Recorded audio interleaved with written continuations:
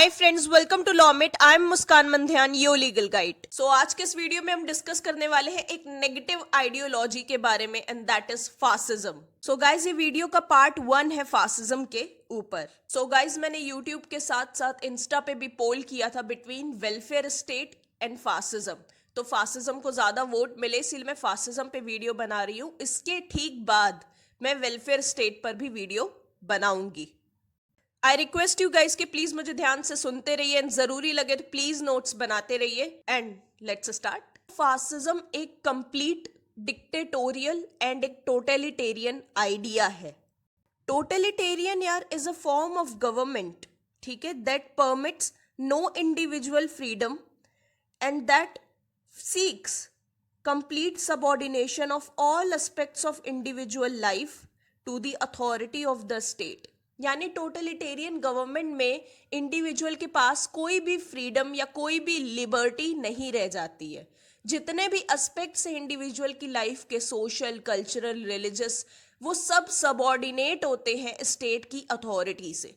यानी state supreme रहता है एंड आपको कोई भी राइट्स नहीं दिए जाएंगे। आपके सारे राइट्स सबऑर्डिनेट हैं, छोटे हैं स्टेट की अथॉरिटी के सामने। सो फासिज्म एक तरह की आइडियोलॉजी है which was founded in Italy by Benito Mussolini and his followers in 1919। जो फासिज्म का डेवलपमेंट हुआ वो 2 वर्ल्ड वॉर्स के बीच में हुआ है, ठीक है ना। The development of fascism chiefly took place during the period between the 2 world Wars, that is 1919 to 1939। इसके कुछ अंश जापान में भी थे यार, ठीक है ना। तभी 3 countries, Germany, Italy and Japan, इनकी कौन सी एक्सिस थी?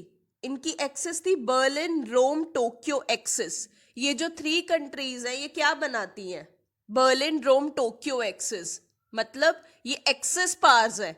एक्सिस पार्स किसके अगेंस्ट थी? एलाइड पार्स के अगेंस्ट। एलाइड पार्स आपकी कौन सी थी? फ्रांस, ब्रिटेन, यूएस, ठीक है ना, सोवियत यूनियन, ठीक है ना। ये आपके अलाइड पार्स थे। देखो, वर्ल्ड वॉर में 2 अलायंसेस थी, एक तरफ था एक्सिस पार्स, एक तरफ थे अलाइड पार्स। तो जो एक्सिस पार्स थे उनमें था ये Rome, Berlin, Tokyo axis. Axis powers में ही आपका इटली आता है। इनफैक्ट ऐसा कहा जाता है कि सेकेंड वर्ल्ड वॉर लड़ा ही इसलिए गया था ताकि फासिज्म को डिफीट किया जा सके। तो अलाइड पार्स कोशिश कर रहे थे फासिज्म को डिफीट करने की। So totalitarianism is the chief characteristic of fascism, ठीक है। ऐसा कहा जाता है कि फासिज्म काफी सारी चीजों का मिक्सचर है, ठीक है ना। जैसे कि deception, orthodoxy, hero worship, power worship, aggressive nationalism, racism, absolutism, irrationalism and spiritualism, ठीक है। इन चीजों से मिल के बना है, इन चीजों का कह सकते हो कॉम्बिनेशन है फासिज्म। कुछ लाइंस में फासिज्म को डिफाइन किया जाए तो वो कुछ ऐसे होगा कि फासिज्म एक horrible, anti democratic, oppressive, anti humanitarian, reactionary and counter revolutionary form of dictatorship है, ठीक है ना। ये सब जो मैं बोल रही हूं ये आपके कीवर्ड्स हो सकते हैं, ठीक है ना। इन्हें ध्यान से समझो, इन्हीं के आसपास आपका आंसर बनेगा। ये कीवर्ड्स बहुत ज्यादा इंपॉर्टेंट है, ये डिफाइन कर रहे हैं एक तरीके से फासिज्म को। इसीलिए इन कीवर्ड्स को आप जरूर लिखिएगा, जो बार बार रिपीट कर रही हूं, जैसे एंटी डेमोक्रेटिक, ठीक है ना, रिवॉल्यूशनरी, काउंटर रिवॉल्यूशनरी, सॉरी, ये सारी चीजें काफी ज्यादा इंपॉर्टेंट है। ये कीवर्ड्स आपको हेल्प करेंगे आपका आंसर फॉर्म करने में। फासिज्म ने अक्सर यह जोर दिया है law, order, discipline and unity पर। अब मैं एक बहुत इंपॉर्टेंट लाइन बोलूंगी जो काफी इंपॉर्टेंट है, सुनना ध्यान से। It is true that fascism is a kind of dictatorship, ठीक है ना। ये सच है कि फासिज्म एक तरह की डिक्टेटरशिप है, but all dictatorships are not essentially fascist। But ऐसा भी है कि सारी ही डिक्टेटरशिप जरूरी नहीं है कि वो फासिस्ट हो, समझ रहे हो। इस पे आपका क्वेश्चन बन सकता है। ये जिस तरह का फ्रेज मैंने बोला है अभी, एक सेंटेंस जो मैंने बोला है कि हाँ फासिज्म एक तरह की डिक्टेटरशिप है, बट सारी डिक्टेटरशिप्स फासिस्ट नहीं होती हैं, इस पे आपका क्वेश्चन बन सकता है। बस ये सेंटेंस लिखा होगा एंड कहेंगे कमेंट, ठीक है ना। तो इसका आंसर ये हो सकता है कि बिकॉज फासिज्म जो है वो काफी ज्यादा एंटी डेमोक्रेटिक है, या जब हम आगे अभी डिस्कस करेंगे तो आपको इसका भी आंसर मिलेगा कि क्यों सारी डिक्टेटरशिप्स फासिस्ट नहीं हो सकती हैं एंड फासिज्म एक डिक्टेटरशिप है, ठीक है ना। ये अलग प्लीज, लेकिन ये सेंटेंस जरूर लिखिएगा, इस पे आपका क्वेश्चन बन सकता है। So fascism is an enemy of international peace, यानी जहां भी इंटरनेशनल पीस की बात होगी, ठीक है ना, या वॉर नहीं होने चाहिए ऐसा कुछ होगा, वहां पे फासिज्म आपको नहीं मिलेगा। Fascism is a war loving concept, ठीक है ना। Fascism is a war loving concept, यानी उसे चाहिए वॉर हो, ठीक है ना। इंटरनेशनल पीस उसे पसंद नहीं है। सो स्लोगन क्या है फासिज्म का? फासिज्म का स्लोगन है one nation, one party and one leader, ठीक है ना। एक ही नेशन, एक ही पार्टी होनी चाहिए, कोई ऑपोजिशन कुछ नहीं होगा, एंड एक ही लीडर होगा, ठीक है। सो अब हम देखेंगे फासिज्म का मीनिंग क्या है। सो फासिज्म ओरिजिनेट इटली में हुआ, ठीक है ना। फासिज्म ओरिजिनेट इटली में हुआ, बट ये mature as a political doctrine Germany में हुआ, ठीक है। कुछ अंश इसके आपको जापान में भी मिलेंगे। सो फासिज्म एक इंग्लिश वर्ड है जो कि आया है इटालियन वर्ड फैसियो से, ठीक है ना। फैसियो का मतलब क्या होता है? जिसका मतलब होता है, फैसियो का मतलब होता है a bundle of rods and x. Bundle of rods, कौन सी रॉड्स की बात हो रही है?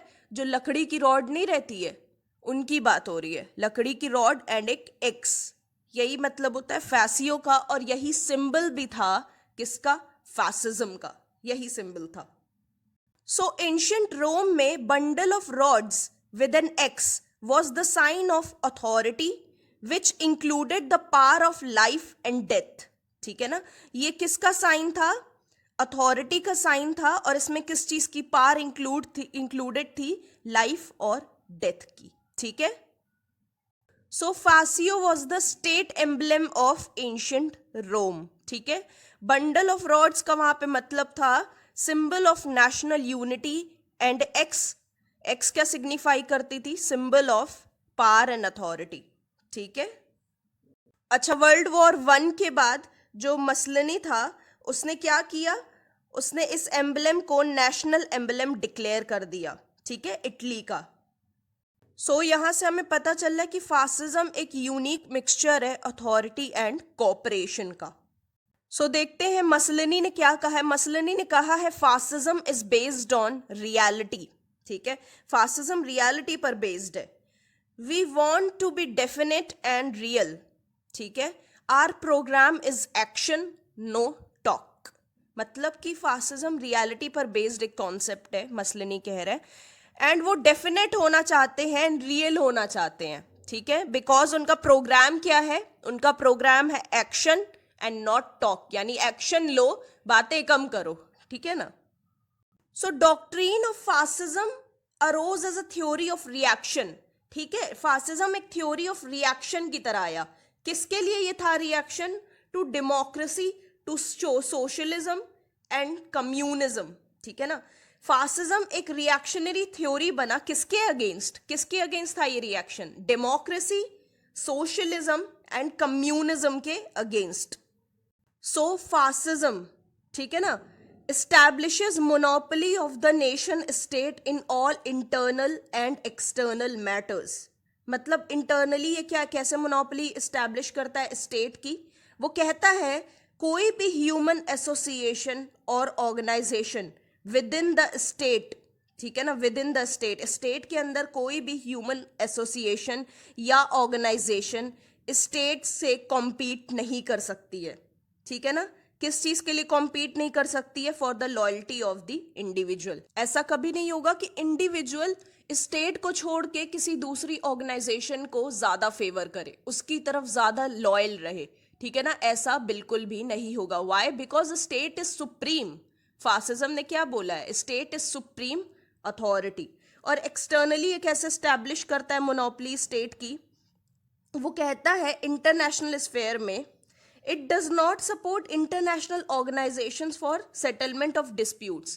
सही बात है कि जो इंटरनेशनल ऑर्गेनाइजेशंस है जैसे यूएन है, सो जो यूनाइटेड नेशंस है वो हेल्प करता है दो नेशंस के बीच के डिस्प्यूट्स को सॉल्व करने के लिए, ठीक है ना, उनके कॉन्फ्लिक्ट्स को सुलझाने के लिए, ठीक है।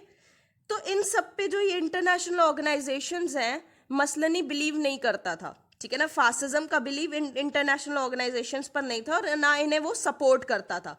वो सिर्फ सपोर्ट करता था मिलिट्री सॉल्यूशंस को, यानी अगर दो कंट्रीज के बीच कोई डिस्प्यूट चल रहा है तो वॉर हो जाना चाहिए, ठीक है ना, वो वॉर से ही सॉल्व किया जाना चाहिए। नो टॉक, हमने कहा था ना, ओनली एक्शन नो टॉक, ये चीज याद रखना, बार बार रिपीट होगी, नो एक्शन ओनली टॉक, इसी पे वो चल रहा है। कोई बात ही क्यों करनी भाई, इंटरनेशनल ऑर्गेनाइजेशन में तो आपको बैठ के बात करनी होगी तभी डिस्प्यूट सॉल्व होगा, लेकिन नहीं, अगर डिस्प्यूट है तो वॉर कर लो, ठीक है ना, उसी से सॉल्व करेंगे, मिलिट्री सॉल्यूशंस ही है एक रास्ता according to fascism. So let's see how fascism was a theory of counter revolution. So fascism एक मूवमेंट की तरह शुरू हुआ, ठीक है, जिसने क्या डिमांड किया, जिसने डिमांड किया revolutionary changes in the social and political structure of Italy. लेकिन जल्दी ही ये एक ऐसी आइडियोलॉजी बन गया जिसे रिवॉल्यूशन ही नहीं चाहिए। अभी तो ये खुद रिवॉल्यूशन कर रहा था, ठीक है ना, स्टार्टिंग में ये एक ऐसा मूवमेंट था जो खुद रिवॉल्यूशन कर रहा है बिकॉज उसे चेंजेस चाहिए पॉलिटिकल एंड सोशल स्ट्रक्चर में इटली के। लेकिन एक सून, ठीक है ना, सून काफी जल्दी ही ये एक ऐसा फोर्स बन गया, ये एक ऐसी आइडियोलॉजी बन गई जो कि रिवॉल्यूशन के ही अगेंस्ट चली गई। अभी तुम खुद रिवॉल्यूशन कर रहे थे कुछ टाइम पहले, लेकिन अब तुम एक ऐसा फोर्स बन गए जो खुद रिवॉल्यूशन के ही अगेंस्ट है। किस तरीके के रिवॉल्यूशन के अगेंस्ट गया? कम्युनिज्म, ठीक है ना, कम्युनिज्म के अगेंस्ट गया ये। सो इसे काउंटर रिवॉल्यूशनरी क्यों कहते हैं? Because it sought to promote, ठीक है ना, because it sought to promote concentration of economic control in fewer hands as also to stop diffusion of political power. यानी ये चाहता था कि जो इकोनॉमिक कंट्रोल है, ठीक है ना, जो मीन्स ऑफ प्रोडक्शन का कंट्रोल है, वो कुछ के ही हाथों में रहे। कौन कुछ के हाथों में रहे? कैपिटलिस्ट्स के हाथों में ही रहे, ठीक है ना, वो इकोनॉमिक फोर्सेस का कंट्रोल कैपिटलिस्ट के हाथों में ही रहना चाहिए। सो ये क्यों चाहता था कि कुछ लोगों के हाथ में ही रहना चाहिए इकोनॉमिक कंट्रोल? ताकि डिफ्यूजन ना हो सके पॉलिटिकल पावर का। सपोज प्रोलिटेरिएट्स, ठीक है ना, जो प्रोलिटेरिएट्स रिवॉल्यूशन करेंगे, ठीक है ना, कि हमें भी इकोनॉमिक कंट्रोल मिलना चाहिए, कैपिटलिस्ट हमें एक्सप्लॉइट कर रहे हैं, तो क्या होगा? जो पॉलिटिकल पावर है वो स्कैटर्ड हो जाएगी, ठीक है ना, पॉलिटिकल पावर जो है वो बट जाएगी, क्योंकि पॉलिटिकल पावर धीरे धीरे प्रोलिटेरिएट्स के हाथों में भी चली जाएगी। जो कम्युनिज्म की वजह से रिवॉल्यूशंस होंगे, पॉलिटिकल पावर बट जाएगी। इसीलिए पॉलिटिकल पावर को कंसेंट्रेट करने के लिए एक ही हाथ में, ठीक है ना, मतलब कि डिक्टेटरशिप बनाए रखने के लिए उसने क्या किया, मसलनी ने क्या किया कि जो भाई इकोनॉमिक पावर है वो दे दी कैपिटलिस्ट को, ठीक है ना, मतलब काउंटर रिवॉल्यूशन लेकर आया कि हम कम्युनिज्म को रिवॉल्यूशन नहीं करने देंगे, and sought to promote concentration of economic control in fewer hands, ठीक है ना, कोई रिवॉल्यूशन नहीं होगा और जो इकोनॉमिक कंट्रोल है वो सिर्फ कैपिटलिस्ट के हाथों में ही रहेगा। सो लोगों के पास कोई भी अधिकार नहीं बचे थे। कैपिटलिस्ट यार बढ़िया प्रॉफिट बना रहे थे, ठीक है, इस वजह से क्या हुआ? इस वजह से हुआ कि लोअर वेजेस मिलने लगे, ठीक है ना, वेजेस कम मिलने लगे वर्कर्स को, इन्फीरियर कंडीशंस रहने लगी इंडस्ट्री की, अच्छी कंडीशन नहीं रहती थी इंडस्ट्री की, lowering of taxing upon capital, ठीक है ना, and concentration of social services. सब कुछ जो था या वो किसके हाथों में चला गया? कैपिटलिस्ट के हाथों में चला गया, ताकि पॉलिटिकल पावर बनी रहे। और कैपिटलिस्ट किसके अंडर में थे? मसलनी के अंडर में थे। सो अब हम यहाँ पे थोड़ा फ्रीडम ऑफ प्रेस को देखेंगे यार, ठीक है ना, मास मीडिया को कितनी फ्रीडम दी थी फासिस्ट ने। So fascist states also sought to curb individual liberty. अब तुम्हें इंडिविजुअल लिबर्टी को रोकना है, ठीक है, उसे कर्ब करना है। तुम चाहते हो जो इंडिविजुअल फ्रीडम है उसे कर्ब कर लूँ मैं, ठीक है, रोक दूं, अपने पास रखूं, हाथों उसको कंट्रोल करूं पूरी तरीके से। तो इंडिविजुअल लिबर्टी को कंट्रोल करने के लिए सबसे अच्छा मीडियम क्या होगा? तुम मास मीडिया को रोक दो। देखो मीडिया क्या करता है, मीडिया यही तो करता है ना, हमारे तक इंफॉर्मेशन लेके आता है, हमें सब कुछ बताता है कि क्या क्या हो रहा है हमारी कंट्री में, कौन सी पॉलिटिकल पार्टी क्या कर रही है, क्या एक्टिविटीज है, कौन से काम मोदी गवर्नमेंट ने किए, कौन से काम नहीं किए, ठीक है ना, यही सब तो बताती है, तभी तो हम अपने राइट्स एक्सरसाइज करते हैं। तो अगर मैं ये कर दूं कि मीडिया को तुम्हारे तक आने ही ना दूं, यानी इंफॉर्मेशन को तुम्हारे तक पहुंचने ही ना दूं, तो क्या पता चलेगा? कुछ भी नहीं पता चलेगा। आप अनअवेयर रहोगे कि क्या हो रहा है कंट्री में। ऑब्वियसली आप खुद तो जाके चेक नहीं करोगे ना इतनी बड़ी कंट्री में क्या चल रहा है, वो मीडिया ही आपको बताता है। इसीलिए इसीलिए मसलनी के अगेंस्ट कोई ना जा सके, ठीक है, इंडिविजुअल्स को उनकी फ्रीडम ना मिले और उसे कर्टेल कर लूं, इसके लिए उसने क्या किया, मास मीडिया को रोक दिया, ठीक है, ताकि लोगों तक सच खबर जो है, जो सही न्यूज है, ठीक है ना, जो सच में हो रहा है वो लोगों तक ना पहुंचे, इसके लिए मास मीडिया को रोका गया। जो आपकी प्रेस थी, वायरलेस पब्लिशिंग ट्रेड, ठीक है ना, सिनेमाज, थिएटर्स, ये सबको डायरेक्टली कंट्रोल में ले आए गवर्नमेंट के। अब ये जब सारी चीजें गवर्नमेंट के कंट्रोल में होंगी तो ऑब्वियसली जो गवर्नमेंट कहेगी वही करेंगे ये लोग, ठीक है ना, खुद की मर्जी का तो नहीं निकालेंगे। इसके पहले अगर गवर्नमेंट कंट्रोल नहीं था तो ये सच बता रहे थे कि सच में क्या हो रहा है। अब जब ये सारी चीजें गवर्नमेंट के कंट्रोल में है तो ये वही बताएंगे जो गवर्नमेंट कह रही है, यानी सब कुछ गवर्नमेंट की तरफ से अच्छा अच्छा बोलेंगे, राइट। तो अब सच जो ट्रू न्यूज है वो लोगों तक नहीं पहुंचेगी। 10 ट्रू न्यूज नहीं पहुंचेगी लोगों तक तो लोग भी गवर्नमेंट के फेवर में ही होकर रह जाएंगे। जो कैपिटलिस्ट का एक्सप्लॉयटेटिव कैरेक्टर था, फासिज्म उसे बचा रहा था, ठीक है ना, कि एक्सप्लॉयटेशन ये लोग करते रहे, और कैपिटलिस्ट क्लास को बचा रहा था रिवॉल्यूशन से, ठीक है ना, जो ऑप्रेस्ड क्लास थी वो रिवॉल्यूशन करेगी, उससे ये बचा रहा था कैपिटलिस्ट क्लास को। ऑप्रेस्ड क्लास रिवॉल्यूशन कर देती तो कैपिटलिस्ट को जाना पड़ता, इसीलिए इसको बचा रहा था, कैपिटलिस्ट क्लास को फासिज्म प्रोटेक्ट कर रहा था। क्योंकि भाई अगर कैपिटलिस्ट क्लास रहेगी तो मसलनी की जो पॉलिटिकल पार्टी है उसे भी पैसा मिलता रहेगा, ठीक है ना, यानी वो लंबे टाइम तक सरवाइव करेगी। ये भी समझो, वो खुद के लिए ही कर रहा था, वो जो भी कर रहा था, ठीक है ना, उसका खुद का सेल्फ इंटरेस्ट ही छुपा हुआ था। कैपिटलिस्ट रहेंगे, पैसा रहेगा तो उसकी पॉलिटिकल पार्टी को भी मिलेगा, ठीक है ना, इसीलिए उसकी पॉलिटिकल पार्टी काफी लंबे टाइम तक सरवाइव करेगी, ठीक है, इसीलिए वो ये सब कर रहा था, कैपिटलिस्ट को प्रोटेक्ट कर रहा था। हमने अक्सर ये पढ़ा पिछली क्या कहते हैं आइडियोलॉजीज में या कुछ चीजों में हमने ये पढ़ा कि स्टेट हेल्प करता है इंडिविजुअल को उसके गोल्स अचीव करने में, ठीक है ना। बट यहाँ पे फासिज्म ने क्या किया, फासिज्म ने कहा है state as an end in itself, यानी स्टेट खुद में ही एंड है, उसे इंडिविजुअल्स की भी जरूरत नहीं है, ठीक है ना, and not a means to an end. समझ रहे हो, यानी इंडिविजुअल्स पे डिपेंड नहीं है स्टेट, स्टेट सुप्रीम है, ठीक है ना, it is an end in itself, ये चीज याद रखिएगा। इट ओज इट्स ओन विल, स्टेट की अपनी विल है, ठीक है ना, उसकी अपनी इच्छा है, and it is regarded much more than a mayor collection of individuals. कहते हैं ना state is a collection of individuals, नहीं, स्टेट उससे भी बहुत ज्यादा है। स्टेट सिर्फ एक कलेक्शन नहीं है इंडिविजुअल्स का, स्टेट के पास खुद की अथॉरिटी है, खुद की विल है, खुद की पावर है।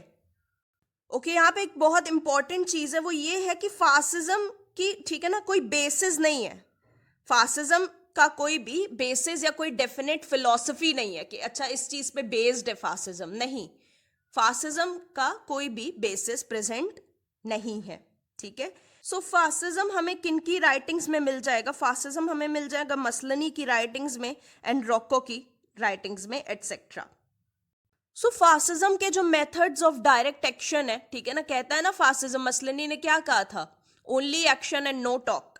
तो ये जो एक्शन ओरिएंटेड मेथड्स है फासिज्म के, इसने कहाँ से लिए हैं, क्योंकि इसका कोई एक डेफिनेट फिलॉसफी तो है नहीं, कोई डेफिनेट बेसिस तो है नहीं, तो इसने काफी सारी फिलॉसफीज से ये डायरेक्ट एक्शन के मेथड्स उठाए हैं, जैसे कि पार। फासिज्म ने क्या क्या बोरो किया डिफरेंट फिलॉसफीज से, पार बोरो किया है, ठीक है, ऑपोजिशन बोरो की है, नेशनलिज्म बोरो किया है, टोटलिटेरियनिज्म बोरो किया है हीगल से, ठीक है ना। Thus fascism is indebted to various political philosophers, यानी डिफरेंट पॉलिटिकल फिलोसफर्स से कुछ ना कुछ लिया है फासिज्म ने, किसी से पार का आइडिया लिया, किसी से ऑपोजिशन का लिया, ठीक है, नेशनलिज्म का लिया किसी से, एंड टोटलिटेरियनिज्म लिया हीगल से। ठीक है, सो लेट्स सी कि क्या मेन कैरेक्टरिस्टिक्स है फासिज्म के। फासिज्म का कोई भी थियोरिटिकल बेसिस आपको नहीं मिलेगा, ठीक है ना। Fascism utterly lakhs any theoretical base, क्योंकि फासिज्म बेस्ड है किस पर, एक्सपीरियंस और रियलिटी पर, इसीलिए इसका कोई भी बेसिस नहीं है। फासिज्म विद टाइम डेवलप हुआ है, ठीक है ना, ऐसा नहीं है कि पहले ही डेवलप हो चुका था और ये खुद में एक डॉक्ट्रीन था जिसे फॉलो किया जा रहा था। नहीं, फासिज्म कोई पहले से ही एक डॉक्ट्रीन नहीं था, ठीक है। शुरुआत से ही यार, शुरुआत से ही ये प्रैक्टिकल था बहुत ज्यादा, फासिज्म बहुत ज्यादा प्रैक्टिकल था स्टार्टिंग से ही, एंड नॉट थियोरिटिकल। फासिज्म को डिस्कशंस पसंद नहीं है, ठीक है ना, फासिज्म डिस्कशंस पे बिलीव नहीं करता है, फासिज्म बिलीव करता है एक्शन पे, ठीक है ना, no talk only action. Fascism कोई डेफिनेट प्रिंसिपल नहीं देना चाहता है, फासिज्म क्या चाहता है कि उसे अथॉरिटी मिले थ्रू वायलेंस, ठीक है ना, वॉर करके या जैसे भी मार काट करके उसे अथॉरिटी चाहिए। सो फासिज्म ने क्या किया, जितने भी पॉपुलर प्रिंसिपल्स थे उन्हें अडॉप्ट किया और जो अनपॉपुलर प्रिंसिपल्स थे उन्हें हटा दिया। So fascism can be anything, ठीक है ना, fascism can be anything according to the place, time and environment, यानी फासिज्म खुद को प्लेस के हिसाब से, टाइम के हिसाब से और एनवायरमेंट के हिसाब से बदलता है या इवॉल्व करता रहता है। सो फासिज्म डेमोक्रेटिक भी हो सकता है, एरिस्टोक्रेटिक भी हो सकता है, रिएक्शनरी भी हो सकता है, ऑर्थोडॉक्स भी हो सकता है, प्रोग्रेसिव भी हो सकता है ना, या रिवॉल्यूशनरी भी हो सकता है।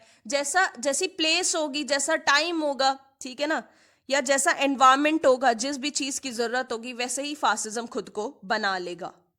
इसीलिए फासिस्ट थिंकर्स खुद को बदलते रहते हैं, जैसे जैसे सर्कमस्टांसेस आएंगी, जैसी सिचुएशंस आएंगी, उस हिसाब से फासिस्ट थिंकर्स खुद को बदलते रहते हैं। वो अपने आइडियाज और कॉन्सेप्ट्स को सिचुएशंस के हिसाब से चेंज करते हैं। सो ये था हमारा first point, based on experience and reality. So हमारा सेकेंड पॉइंट है, fascist are action oriented. So जैसे कि मैंने बार बार बोल लिया और अभी भी रिपीट कर रही हूँ, फासिज्म थ्योरी पर नहीं, एक्शन पर बिलीव करता है।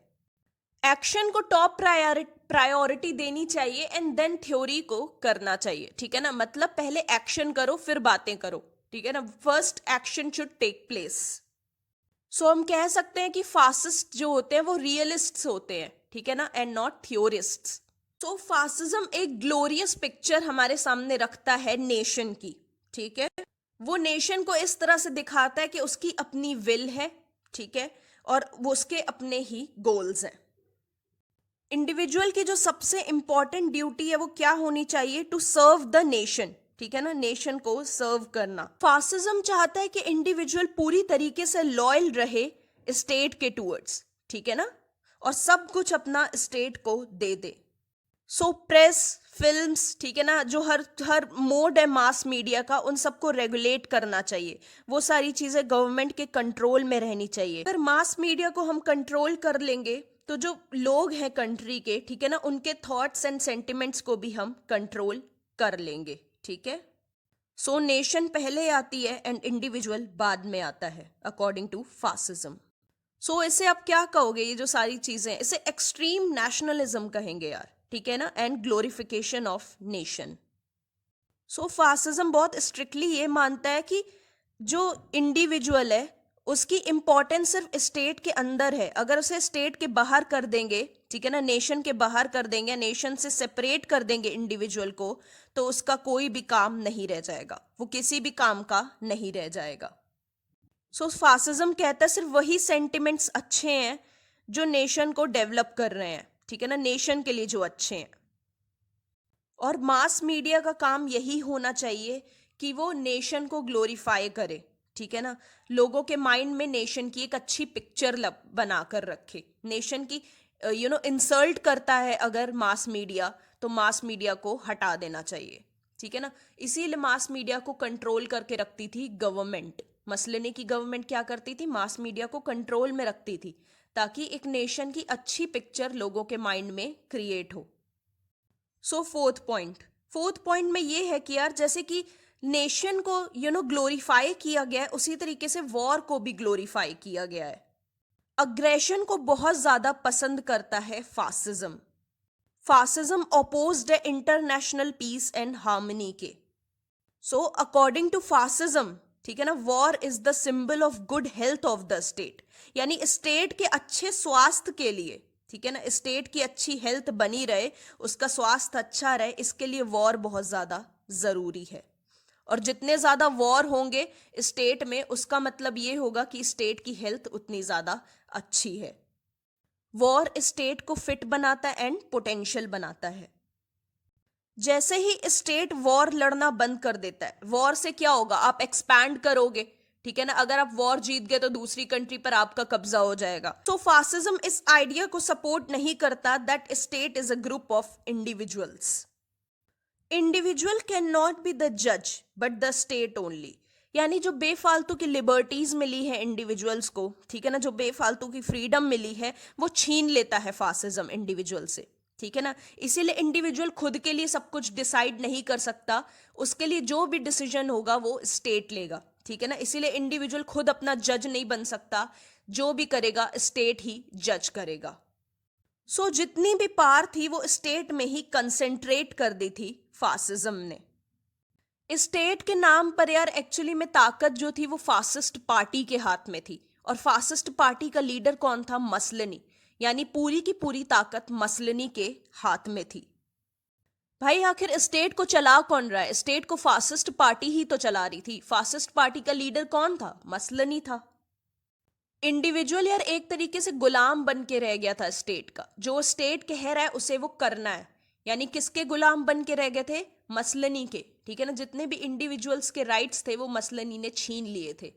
सो इंडिविजुअल सिर्फ गुलाम बन के रह गए थे उसके, वो जो कहता था उन्हें वो करना पड़ता था। 6th point, fascism did not adopt general will, यानी जो जनरल विल का कॉन्सेप्ट था जो हमने डिस्कस किया था, जो डेमोक्रेटिक कॉन्सेप्ट है जनरल विल का, उसे सपोर्ट नहीं करता है फासिज्म। फासिज्म ये मानता है कि people are not the source of authority, ठीक है ना, पीपल्स के पास कोई भी अथॉरिटी नहीं है, लोगों के पास कोई भी अथॉरिटी नहीं है, ठीक है ना। क्योंकि हमने क्या पढ़ा था कि जो ओरिजिनल सोर्स है अथॉरिटी का वो लोग हैं, ठीक है ना, वो लोगों के हाथ में है। लेकिन फासिज्म कह रहे नहीं, people do not have any authority.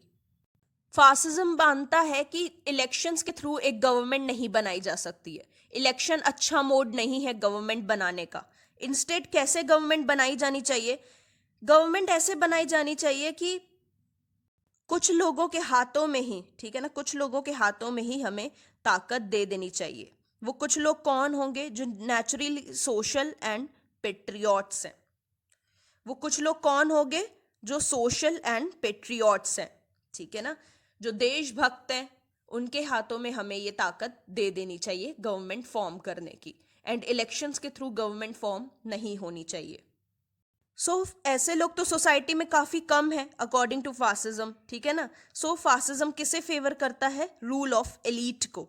Elite कौन होते हैं यार, एलीट होते हैं a group of people who are successful and powerful than the rest of the society, यानी सोसाइटी के कुछ सक्सेसफुल एंड पावरफुल लोगों को हक है गवर्नमेंट बनाने का, ठीक है ना। Fascism supports the rule of elite, ELITE, elite.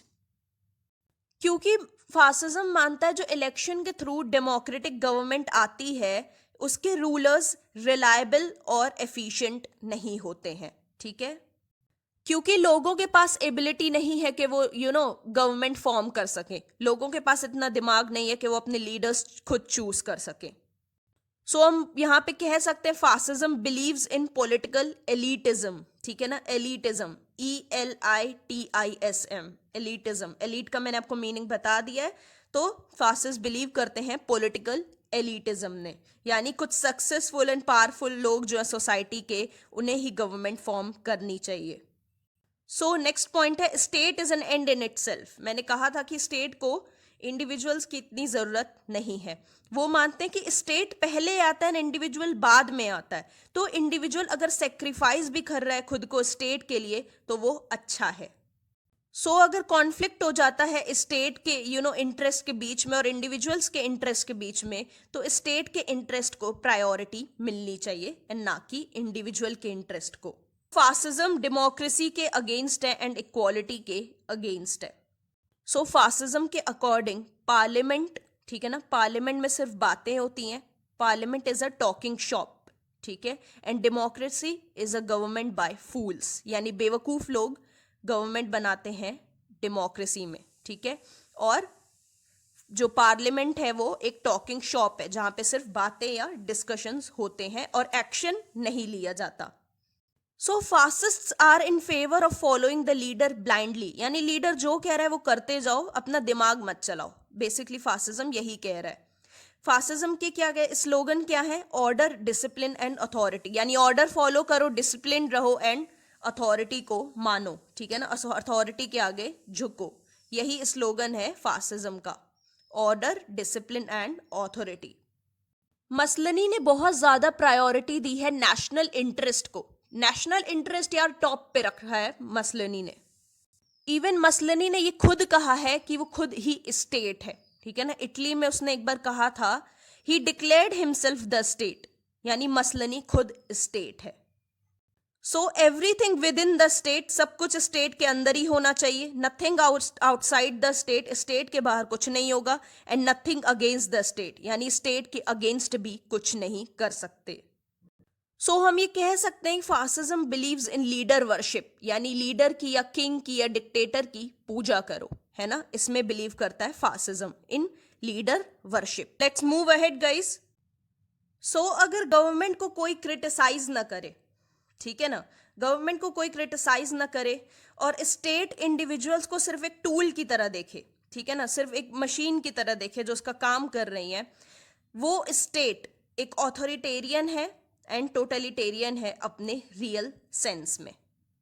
So fascist state को बचाने के लिए, ठीक है ना, एंड एंटी फासिस्ट टेंडेंसीज को, जो फासिज्म के अगेंस्ट है, ऐसी टेंडेंसीज को कंट्रोल करने के लिए Mussolini had organised his secret police, Mussolini की अपनी सीक्रेट पुलिस थी, उस पुलिस का नाम था वोरा, ठीक है ना, VORA, VORA, voluntary organisation for the repression of anti fascism, यानी जो भी ऐसी एंटी फासिज्म टेंडेंसीज रहती थी, जो भी फासिज्म के अगेंस्ट रहती थी, उन्हें ये खत्म कर देते थे।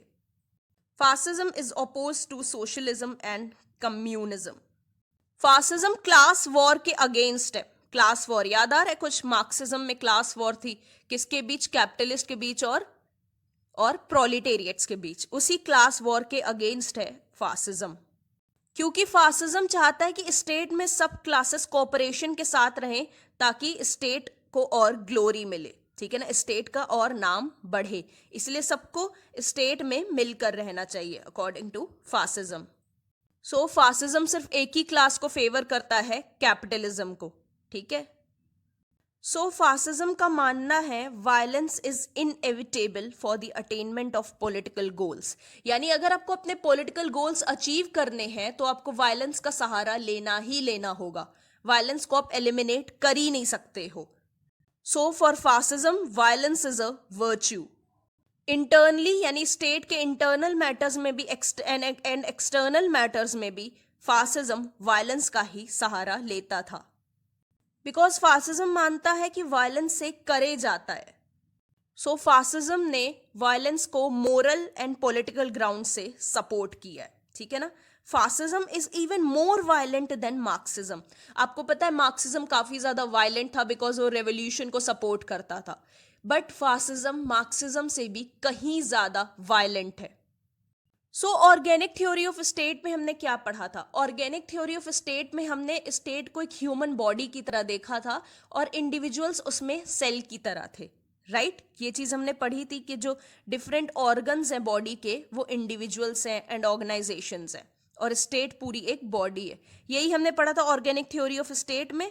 उसी तरीके से इसी को फासिज्म सपोर्ट करता है। फासिज्म क्या कहता है, individual is meaningless in the absence of state, यानी अगर स्टेट नहीं रहेगा तो इंडिविजुअल के रहने का भी कोई मतलब नहीं रह जाएगा, ठीक है। सो इंडिविजुअल एक सेल है, स्टेट एक पूरी बॉडी है और इंडिविजुअल एक सेल है, अगर सेल को बॉडी से अलग कर दोगे तो सेल का कोई भी मतलब नहीं रह जाएगा, राइट, बॉडी के अंदर ही सेल की इंपॉर्टेंस है। सो इसी तरीके से इंडिविजुअल को अगर आप स्टेट से अलग कर दोगे तो इंडिविजुअल की कोई भी इंपॉर्टेंस या सिग्निफिकेंस नहीं रह जाएगी।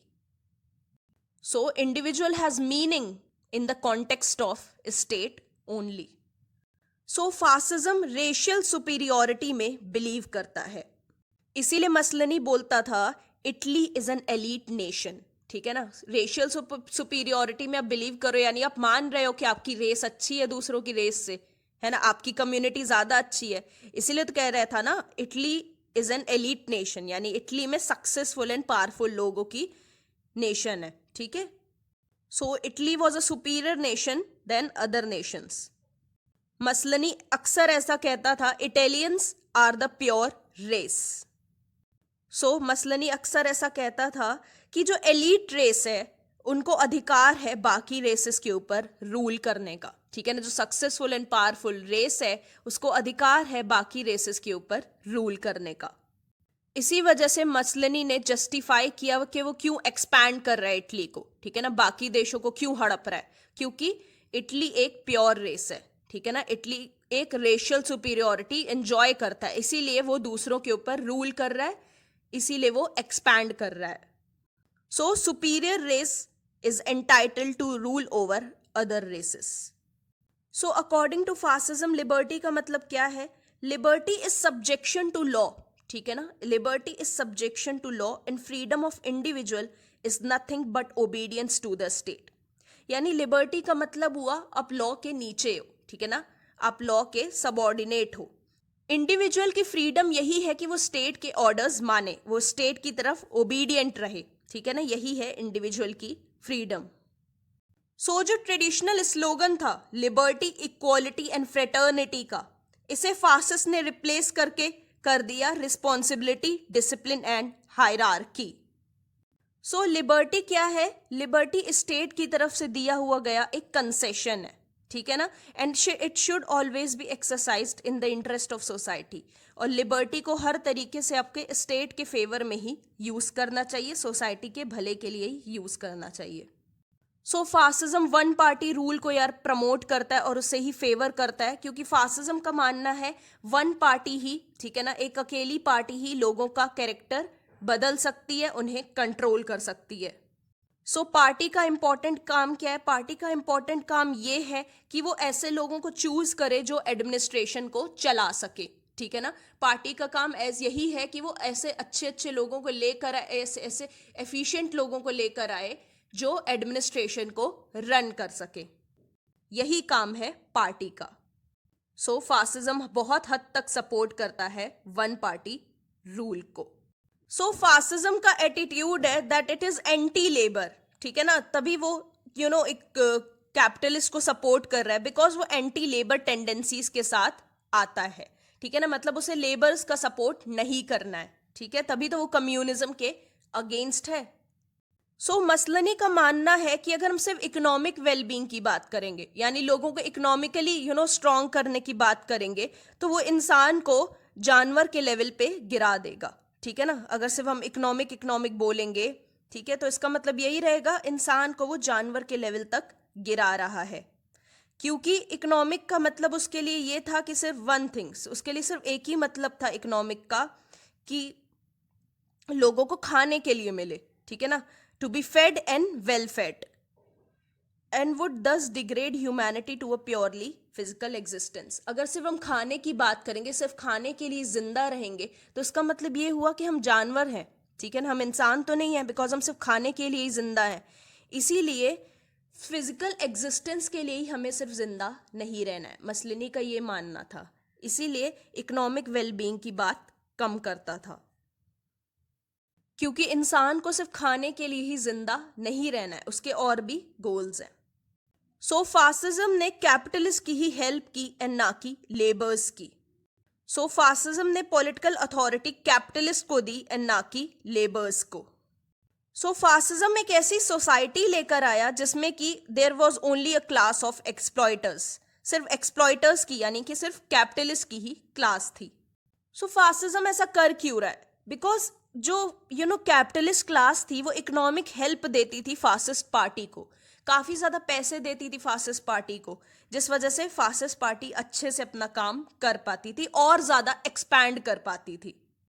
इसीलिए मसलनी ने ऑफिशियली जो लेबर स्ट्राइक है उसको रोक दिया और इलीगल डिक्लेयर कर दिया, इवन बैन इम्पोज कर दिया किसके ऊपर, डेमोन्स्ट्रेशंस के ऊपर एंड प्रोसेशंस के ऊपर।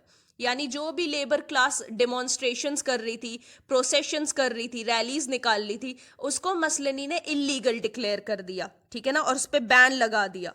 क्यों? क्योंकि वो सब कैपिटलिस्ट के अगेंस्ट थे। और कैपिटलिस्ट किसके फेवर में थे? मसलनी किसके फेवर में था? कैपिटलिस्ट के फेवर में था। क्यों? क्योंकि उसे वो इकोनॉमिक हेल्प दे रहे थे। सो मसलनी मानता है कि वॉर के थ्रू हम एम्प्लॉयमेंट जनरेट कर सकते हैं। उसका मानना ऐसा है कि वॉर में भाई लोगों की जरूरत पड़ेगी, लड़ोगे तो इससे एम्प्लॉयमेंट बढ़ेगा। So fascism is not opposed to religion. 1921 के पहले फासिस्ट पार्टी यही चाहती थी कि जितने भी चर्चेज हैं या रिलीजन है उनको सोसाइटी से हटा दिया जाए। बट 1921 में क्या हुआ?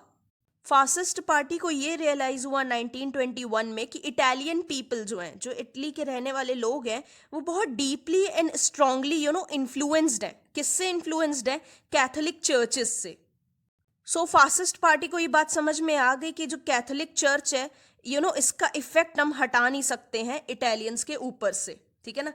जो इटली के लोगों पर कैथोलिक चर्चेस का असर है उसे हम हटा नहीं सकते हैं। इसी वजह से फासिस्ट पार्टी ने अच्छे रिलेशंस बना लिए कैथोलिक प्रीस्ट से। जो पादरी होते हैं कैथोलिक चर्च के, उनसे अच्छे रिलेशंस बनाने लगे जो फासिस्ट पार्टी थी, ताकि फासिस्ट पार्टी अपना इन्फ्लुएंस और अच्छा बना सके लोगों के ऊपर। इसी वजह से फासिस्ट पार्टी ने एक ट्रीटी साइन की चर्च के साथ। उसको कहते हैं Vatican Italian accord of the year 1929। Vatican, VATICAN, Vatican Italian accord of the year 1929। अब इस ट्रीटी की डिटेल में जाने की जरूरत नहीं है इतना ज्यादा, हम समझ लेते हैं कि वो क्या रीजंस थे इसके पीछे के, ठीक है ना। सो जो फासिस्ट पार्टी थी उसने क्या कहते हैं, अलाउ कर दिया चर्चेस को कि आप लोग एजुकेशनल इंस्टीट्यूशंस कंटिन्यू कर सकते हो, रिलीजियस एजुकेशन दे सकते हो वहां पे जाके, ये सारे गवर्नमेंट ने अलाउ कर दिए उनको। सो फासिज्म की कोई डेफिनेट अप्रोच नहीं थी। जो फासिज्म के फेवर में नहीं होता था वो उसे अपने फेवर में कर लेते थे, ठीक है ना। फासिज्म की कोई डेफिनेट अप्रोच नहीं थी कि उसकी तरफ या उसकी तरफ है, नहीं, जो उसके फेवर में है वो करेगा। रिलीजन को अपने फेवर में वो ले आया बिकॉज उसकी जरूरत थी, ठीक है ना, लोगों के ऊपर से उसका असर नहीं हट सकता था, इसीलिए फासिज्म ने रिलीजन को सपोर्ट करना शुरू कर दिया। सो फासिज्म को यूज किया अपने पॉलिटिकल इंटरेस्ट को पूरा करने के लिए, ठीक है। चर्च आखिर क्या थे? चर्च आखिर कठपुतली तो थे ना फासिस्ट के हाथों, ठीक है। उसके प्रोपेगेंडास को पूरा करने में हेल्प करते थे चर्च भी, एक तरीके से उसके फासिस्ट पार्टी के इंटरेस्ट को पूरा करने में हेल्प करते थे। बदले में क्या करती थी फासिस्ट पार्टी? उन्हें अलाउ कर देती कि हाँ आप रिलीजियस एजुकेशन कंटिन्यू कर सकते हैं, एजुकेशनल इंस्टीट्यूशंस में आप लोग पढ़ा सकते हैं। So fascism is opposed to human values and feelings, ठीक है ना। ह्यूमन वैल्यूज रहती हैं और फीलिंग्स रहती हैं, इमोशंस रहते हैं, उनके अगेंस्ट है फासिज्म, ठीक है। Fascism is even against intellectualism, intellectualism के भी अगेंस्ट है, इंटेलिजेंट पीपल को पसंद नहीं करता है फासिज्म। जो ज्यादा अपना दिमाग चलाते हैं उनके अगेंस्ट है फासिज्म।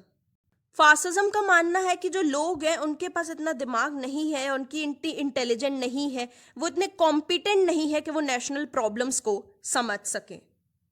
इसीलिए लोगों की ड्यूटी सिर्फ इतनी है कि वो ऑर्डर्स को फॉलो करें और फेथ रखें पॉलिटिकल पार्टी में।